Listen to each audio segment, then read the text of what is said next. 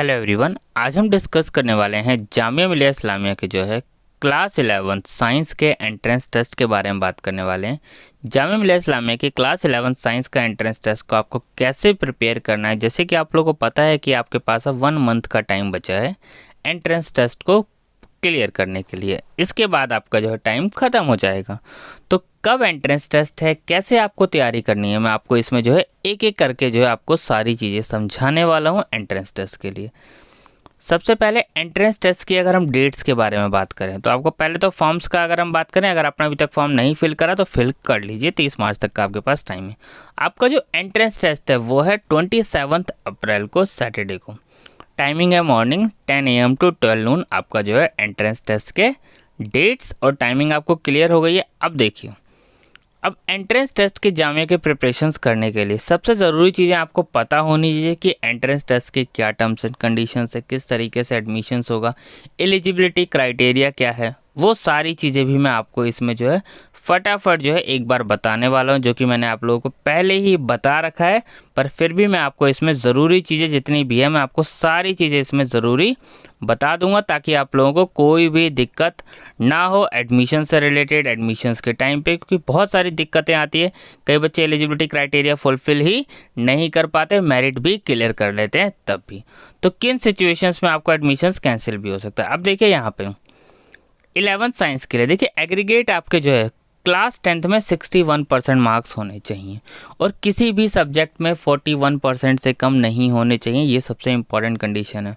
और साइंस में आपके 61% होने चाहिए और इंग्लिश में 41%। देखिए, ये तो ज़रूरी नहीं है इंग्लिश में 41%, क्योंकि 41% का तो क्राइटेरिया पहले ही दे दिया है कि 41 से मार्क्स तो आपके किसी में कम होने ही नहीं चाहिए। एक साइंस में 61 और आपका एग्रीगेट 61% बनना चाहिए, ये भी आपको ध्यान रखना है। अगर आपका एग्रीगेट 61% नहीं बन रहा होगा तो भी आप एलिजिबल नहीं होंगे, इन चीज़ को ध्यान रखना है। तो आपको ये दोनों कंडीशंस पूरी करनी ज़रूरी है।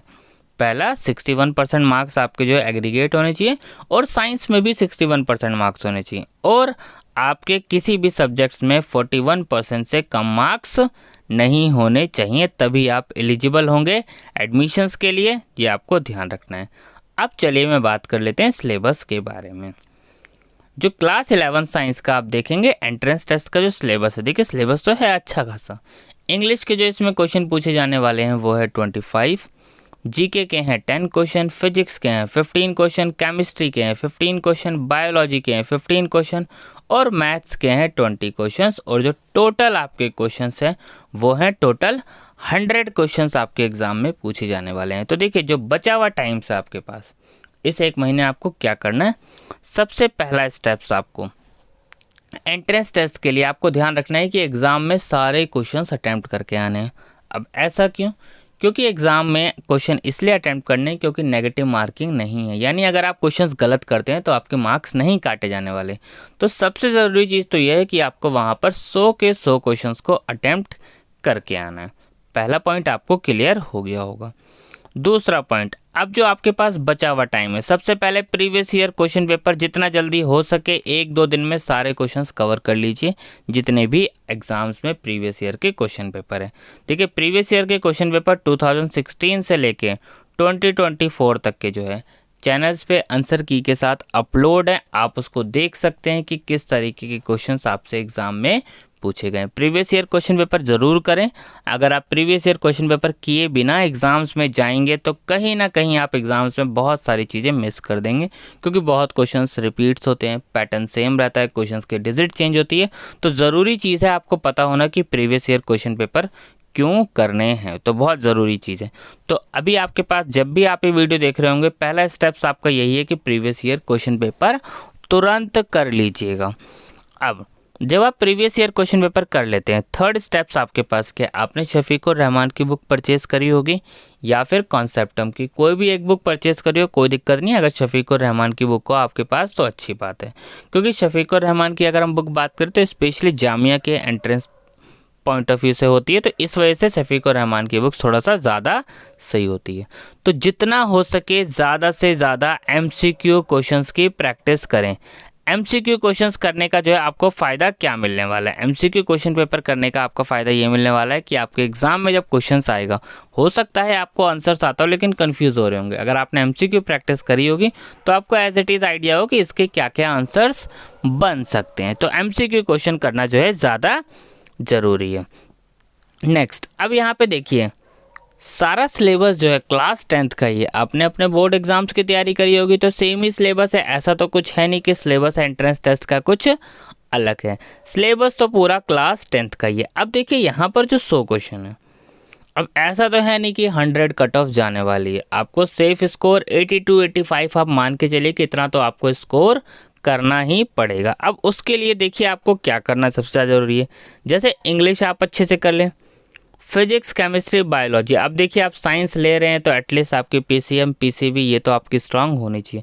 तो फिजिक्स, केमिस्ट्री, बायोलॉजी, इसमें से जो भी आपको बेस्ट लगता है, देखिए वो उसमें से आप, इसमें 6 चीज़ें हैं यहाँ पे, इस 6 में से अगर आप 2 चीज़ों पे कम भी ध्यान देंगे तो चल जाएगा। जैसे हो सकता है जीके का, लेकिन आप जीके के देखेंगे तो ज़्यादा मुश्किल क्वेश्चंस नहीं आते हैं जीके के जो चैनल्स पे वीडियो अपलोड है, अगर आप उतना कवर कर जाएंगे तो आप जीके के क्वेश्चंस आसानी से जो है कर जाएंगे।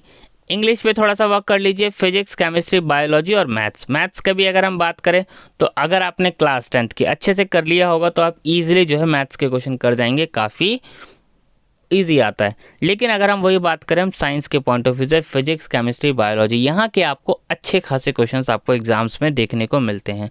तो उसके लिए मैं आपको कहूँगा कि जितना हो सके एनसीईआरटी को ज़रूर कर लें, एटलीस्ट साइंस की एनसीईआरटी पूरी पढ़ कर जाएं। क्योंकि अगर आपने साइंस की एनसीईआरटी पूरी पढ़ ली तो ईजिली आप एग्ज़ाम्स को जो है क्रैक कर जाएंगे। साइंस की एनसीईआरटी कर लें और शफीकुर रहमान से एमसीक्यू क्वेश्चंस प्रैक्टिस कर लें, या फिर आपने जो है 10th के लिए जो एग्ज़ाम आइडिया या फिर कुछ भी आपने एक्स्ट्रा सपोर्ट मटेरियल जैसा कुछ भी लिया होगा तो आप वहाँ से एमसीक्यू क्वेश्चंस जितना हो सके वो सारे कर जाएं। तो अगर आप ये साइंस वाला पार्ट कर जाएंगे तो आपको बहुत ज़्यादा आसानी होगी एग्ज़ाम्स निकालने में, ये आपको ध्यान रखना है। और मैथ्स भी एक अच्छा खासा रोल प्ले करने वाला है। हो सकता है कई बच्चों की मैथ्स वीक हो तो आपको उसको लेकर परेशान नहीं होना। जिस टाइप के क्वेश्चंस एग्जाम में आए हुए एटलीस्ट आप उस टाइप के क्वेश्चंस को करके चले जाएं, ताकि एग्जाम में जब क्वेश्चंस आएँ आप उसको सॉल्व करके आंसर कुछ तो निकाल पाएँ। ये नहीं कि सारा ही आप कर पाएँ, क्योंकि देखिए 100 तो कट ऑफ जाने वाली नहीं है। कुछ क्वेश्चंस तो आप छोड़ने लायक भी हैं, उसमें आप तुक्के कर फिट कर देना। जैसे कि मान लीजिए आपको उसमें 75 to 80 क्वेश्चंस आते हैं, जो क्वेश्चंस नहीं आते आपको 25-20, उन क्वेश्चंस में आपको तुक्के फिट कर देने कि इसका आंसर ये हो सकता है, वो हो सकता है, जो भी आपको ठीक लगे, जो आपको मिलता जुलता लग रहा हो वो तो आपको टिक करके आना है, क्योंकि मार्क्स तो आपके कटने नहीं है गलत करने पे, और अगर सही हो जाता है तो आपको नंबर मिल जाने। तो इस लिए जो है तो आपको जो पार्ट इसमें से अच्छा लग रहा हो उसको करें। मैं आपको ये ज़रूर कहूँगा कि साइंस और मैथ्स इसको आप बहुत अच्छे से करके जाएं। इंग्लिश तो आप इजीली जो है कर लेंगे। इंग्लिश का जो प्रीवियस ईयर आप देखेंगे पेपर में जैसे क्वेश्चन आए हुए काफ़ी बेसिक्स क्वेश्चंस आते हैं इंग्लिश के, तो इंग्लिश तो आप इजीली कर जाएंगे। लेकिन जो सबसे ज़रूरी है वो है पीसीएमबी। तो ये physics, chemistry, biology, maths. Physics, chemistry, biology के लिए जो है एनसीईआरटी पे ज़रूर वर्क करें, क्योंकि एनसीईआरटी में जितनी भी चीज़ें लिखी हुई सारा पढ़ें, जितने भी बॉक्सेस होते हैं, जितने भी उसमें नोट होते हैं, सारी चीज़ें पढ़ के जाएँ, क्योंकि उसमें अगर आप और एनसीईआरटी के सारे क्वेश्चंस भी कर जाएं, क्योंकि एज इट इज़ क्वेश्चंस उठ के आ जाते हैं। और प्रीवियस ईयर क्वेश्चन पेपर से भी कई क्वेश्चन एज इट इज़ आ जाते हैं, या फिर क्वेश्चन को थोड़ा सा जो है चेंज कर दिया जाता है, स्वैप करके थोड़ा सा आपको ये क्वेश्चन पूछ लिया जाता है। तो ये सारी चीज़ें आप करके जाएँ, ईजिली जो है आपको एग्ज़ाम्स निकल जाएगा, ठीक है। और प्रीवियस ईयर की कट ऑफ ये सारी चीज़ें भी देख कर जाएँ। कट ऑफ की वीडियो चैनल्स पे अपलोड है, आप वो भी देख सकते हैं, ठीक है। Thank you.